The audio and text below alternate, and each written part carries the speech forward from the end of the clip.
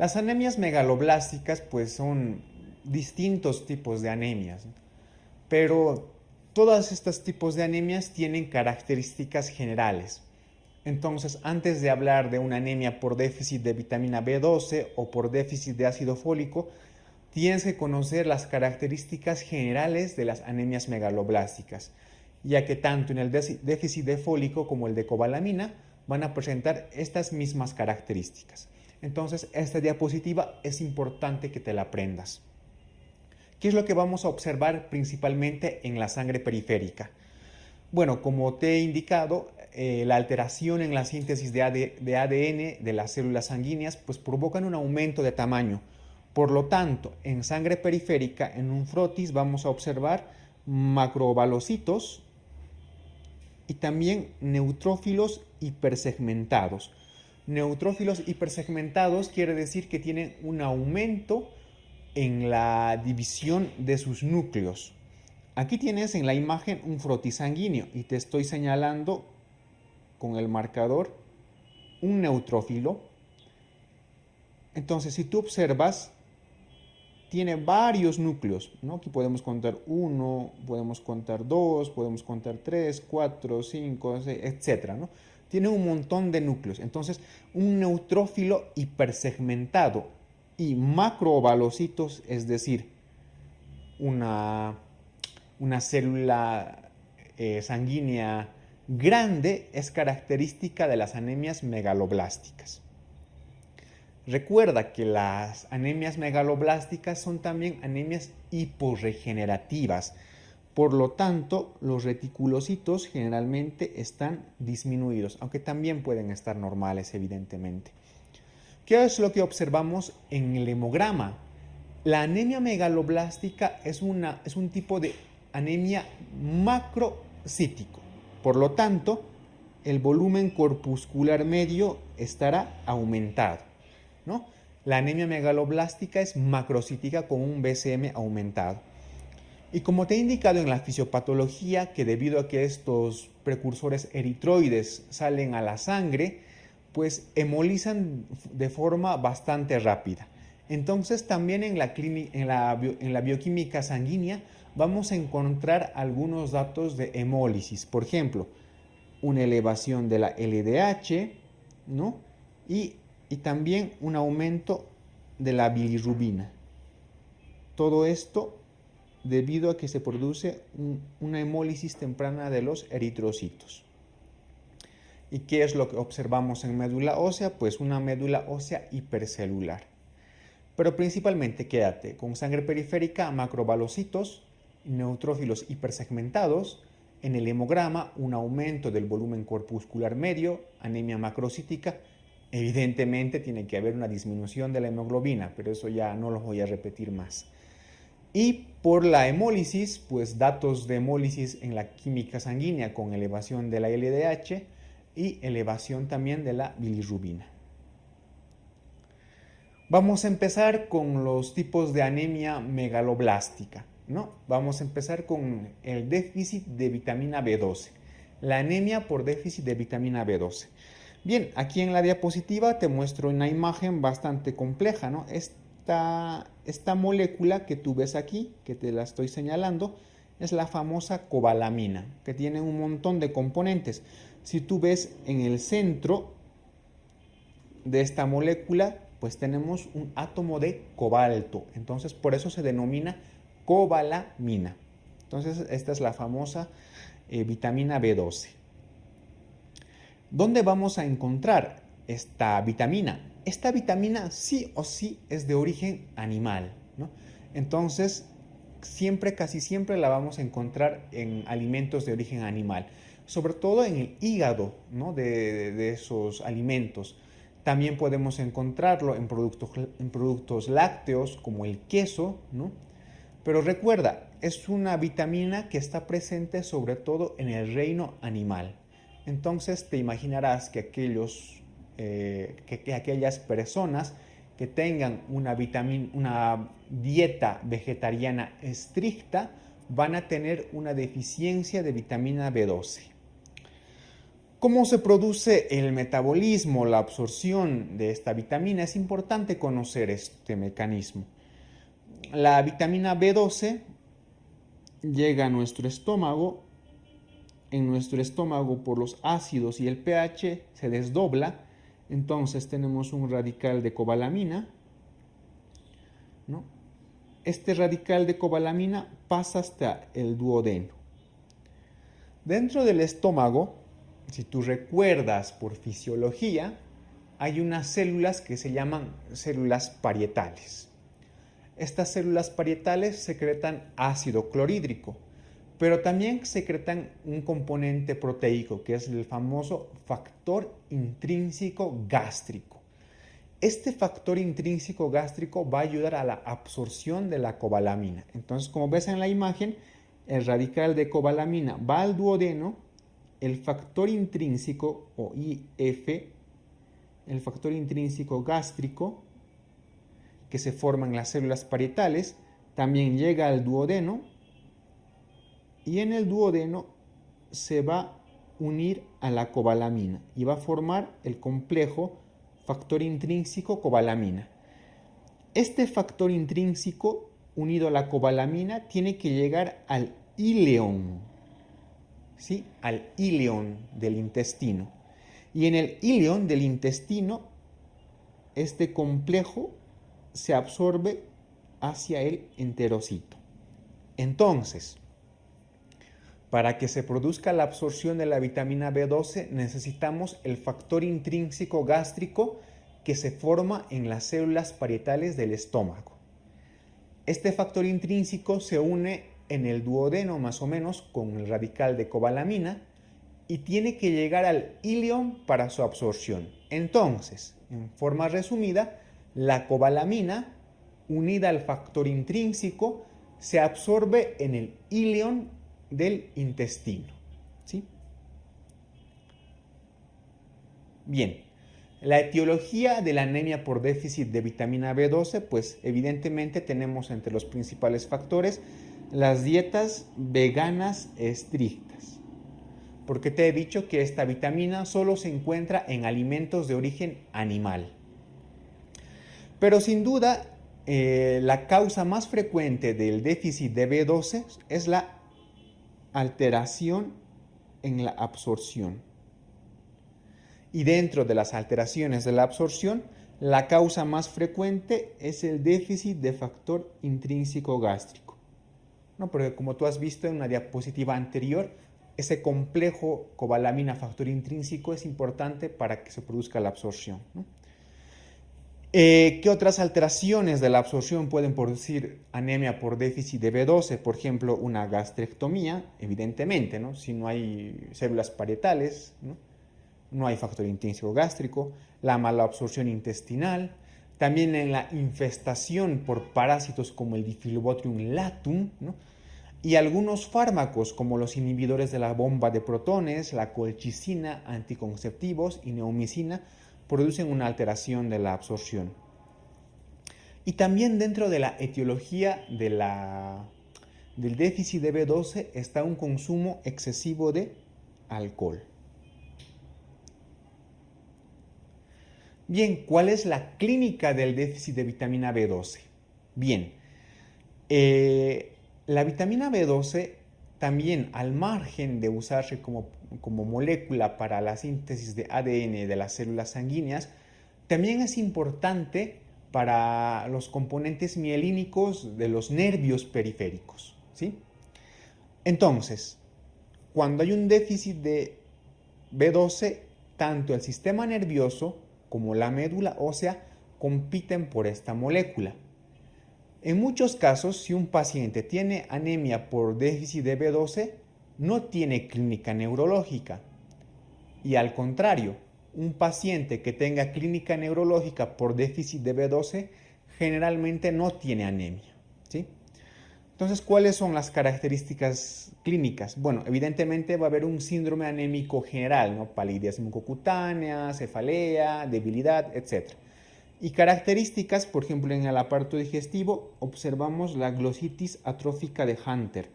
Esta imagen que te muestro de una lengua ¿Qué es la glositis atrófica de Hunter? Es la inflamación de la mucosa lingual, ¿no? Con un aumento en la sensibilidad dolorosa. ¿Qué es lo que va a pasar a nivel del sistema nervioso? Hay una alteración de la mielinización, por lo tanto, este déficit produce polineuropatías, ¿no? Y la más frecuente y la más característica, la degeneración combinada subaguda medular. ¿Sí? Entonces, un déficit de B12 nos produce alteraciones neurológicas. Polineuropatías, que es más frecuente, y más característico, una degeneración subaguda medular. Y también en algunos casos se ha visto que el déficit de B12 puede llevar a ciertas demencias. Este tema de las demencias lo vas a ver con más detalle cuando veas la parte de neurología, ¿sí? Y a nivel hematológico, evidentemente, nos va a producir anemia, ¿no? Una anemia de tipo megaloblástico. ¿Cuáles son las características principales para diagnosticar este tipo de anemia? Evidentemente tiene que tener características generales de anemia megaloblástica, que ya te he dicho en una diapositiva anterior, es decir, disminución de la hemoglobina, aumento del volumen corpuscular medio, porque es una anemia macrocítica, ¿no? En sangre periférica se verán neutrófilos hipersegmentados, se verán macrobalocitos, etc. Entonces, esta anemia por déficit de B12 tiene características generales de anemia megaloblástica. ¿Qué más? Tiene que haber una disminución sérica de la B12, aunque en algunos casos también puede estar normal, ¿no? Y hay dos moléculas que nos ayudan a diferenciar entre un déficit de ácido fólico y déficit de cobalamina, que son el ácido metilmalónico y la homocisteína. Ambos, tanto metilmalónico como homocisteína, están incrementados, es decir, están aumentados en el plasma, ¿sí? Entonces, hay déficit de B12 y hay aumento de metilmalónico y de homocisteína en el plasma, con las características generales de una anemia megaloblástica.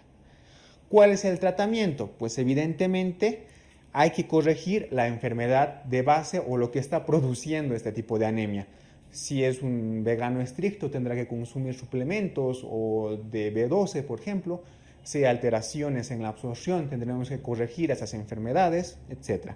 ¿Cuál es el tratamiento? Hay que administrar vitamina B12, ya sea en su forma oral, como tú aquí ves en este frasco, o en su forma intramuscular, como aquí ves en estas ampollas, ¿no?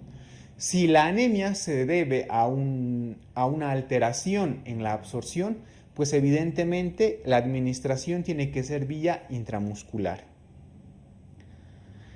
Bien, vamos a ver un tipo de anemia que es un poco similar al déficit de vitamina B12, pero que tiene características especiales. Es la famosa anemia perniciosa, que la hemos resumido en esta diapositiva, ¿no? ¿Qué decimos de la anemia perniciosa? Es una anemia que se produce por un efecto autoinmunitario. Es la causa más frecuente de déficit de vitamina B12, ¿no? Entonces, la anemia perniciosa es la causa más frecuente de déficit de B12. ¿Cuál es su característica? Se produce por una gastritis atrófica con disminución de células parietales. Si disminuyen las células parietales, se produce un déficit de factor intrínseco, lo que produce un déficit en la absorción de la B12. Recuerda, es una enfermedad autoinmunitaria en la que se producen anticuerpos contra la célula parietal del estómago. ¿Cómo se diagnostica? Pues puedes tener dos diagnósticos, uno que es el clásico por el famoso test de Schilling, ¿no? Este test de Schilling, ¿de qué trataba? Se administraba vitamina B12 al paciente y se medía su concentración en la orina, ¿no? Si había una alteración en la concentración de B12 en la orina, decíamos que tiene una alteración en la absorción de esta vitamina B12 a nivel del ilion. Y a estas personas se administra factor intrínseco gástrico. Entonces, si tras la administración del factor intrínseco esta cobalamina en la orina se normaliza o aumenta, pues nos da un indicio o era sugestivo de anemia perniciosa. Actualmente la demostración de anticuerpos, anticélula parietal y antifactor intrínseco realizan el diagnóstico más exacto de anemia perniciosa. Vamos a ver el otro tipo de anemia megaloblástica, que es la anemia por déficit de ácido fólico. El ácido fólico, a diferencia de la cobalamina, se encuentra en alimentos de origen vegetal. Por ejemplo, los frutos secos, ¿no? Y también en los vegetales de hoja verde, como la espinaca. Sin embargo, la anemia por déficit de ácido fólico, y quiero que lo recuerdes, es la anemia más frecuente dentro de las anemias megaloblásticas, ¿no? Dentro de las megaloblásticas, la más frecuente es por déficit de ácido fólico. ¿Y esto por qué? Porque la cobalamina se puede almacenar por varios meses, incluso años, dentro del hígado. En cambio, el ácido fólico, las reservas son mucho menores, ¿no? Entonces, es más sugestivo de producirse una anemia por déficit de fólico. Vamos a hablar un poco del metabolismo, cómo ocurre, que es más sencillo. El folato de la dieta, ¿no? Que lo consumimos por las espinacas, frutos secos, etc., ingresa a nuestro aparato digestivo y se absorbe a nivel del yeyuno, ¿sí? Del yeyuno del intestino, por unas enzimas. Estas enzimas se llaman las folato-reductasas. Estas folato-reductasas permiten la absorción y convierten el folato de la dieta en tetrahidrofolato. Este tetrahidrofolato, por distintos mecanismos metabólicos, ¿no? Y como ves aquí ya tienen distintos nombres, como el N10-formil tetrahidrofolato, eso no te interesa, llegan a los precursores eritroides y permiten la síntesis, por ejemplo, de purinas. Estas purinas son los componentes de los ácidos nucleicos, sobre todo del ADN, ¿no? Entonces, de esta manera es como el folato de la dieta contribuye a la síntesis del ADN en los precursores eritroides. Y recuerda que el folato se absorbe a nivel del yeyuno por acción de las folato-reductasas que la transforman en tetrahidrofolato. ¿Cuál es la etiología de esta anemia? Evidentemente, una disminución en el aporte, como una dieta inadecuada o el alcoholismo, ¿no? Pueden llevar a déficit de ácido fólico, aumento de necesidades como el embarazo, las anemias hemolíticas, la psoriasis, el hipertiroidismo, ¿no? Esto sobre todo, ¿por qué? Porque en estas enfermedades, sobre todo la psoriasis y las anemias hemolíticas, pues hay un recambio rápido de las células. Entonces, en enfermedades que tengan un recambio rápido de las células, es más fácil que se agote el ácido fólico. También alteraciones en la absorción, como en las enteropatías, algunos fármacos como los barbitúricos y anticonceptivos. Y también es importante el mecanismo del bloqueo de las folato-reductasas, esas enzimas que transformaban en tetrahidrofolato, el folato de la dieta, ¿no? Este bloqueo de las folato-reductasas se produce sobre todo por ciertos fármacos, como por ejemplo el metrotexate y el cotrimoxazol, que son fármacos que se utilizan en la clínica diaria, por ejemplo el metrotexate como tratamiento de la artritis reumatoide, ¿no? Y también dentro de la etiología pues está el aumento en las pérdidas del folato, ¿no? Como en la hemodiálisis y en una hepatopatía crónica. La clínica y el diagnóstico del déficit por ácido fólico o la anemia por ácido fólico pues se realiza de la siguiente manera. La clínica es muy similar al déficit de B12, es decir, va a haber anemia que nos puede llevar incluso a una pancitopenia, ¿no? Pero tienes que recordar que el ácido fólico pues no interviene en la mielinización de las fibras nerviosas. Por lo tanto, la diferencia principal es que en el déficit de ácido fólico no existe sintomatología neurológica, ¿sí? Eso que te quede claro. ¿Y cómo realizamos el diagnóstico? Evidentemente, este tipo de anemia tiene que tener características típicas de anemia megaloblástica en sangre y hemograma. Por ejemplo, neutrófilos hipersegmentados, macrobalocitos, disminución de la hemoglobina en el hemograma y aumento del volumen corpuscular medio porque es una anemia macrocítica.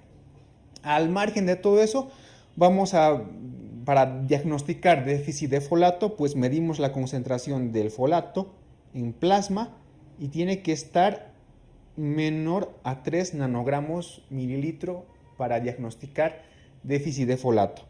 Más específico aún, la concentración del folato intraeritrocitario, que decimos que es baja cuando está menor a 100 nanogramos por ml. Entonces, las características de anemia megaloblástica: folato plasmático disminuido o folato intraeritrocitario disminuido, pues nos dan el diagnóstico de déficit de ácido fólico o anemia por ácido fólico.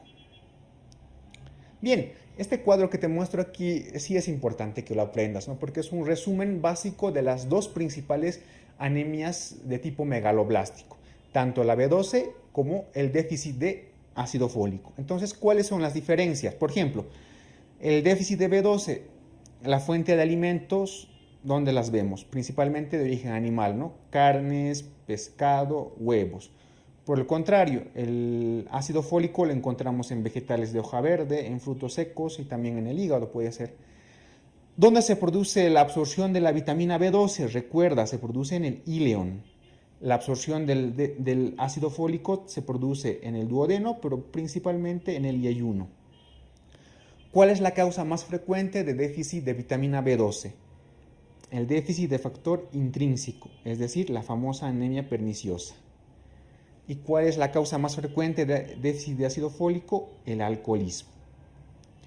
¿Cómo estará la homocisteína y el metilmalónico? Pues recuerda, en la anemia por déficit de B12, ambas están aumentadas.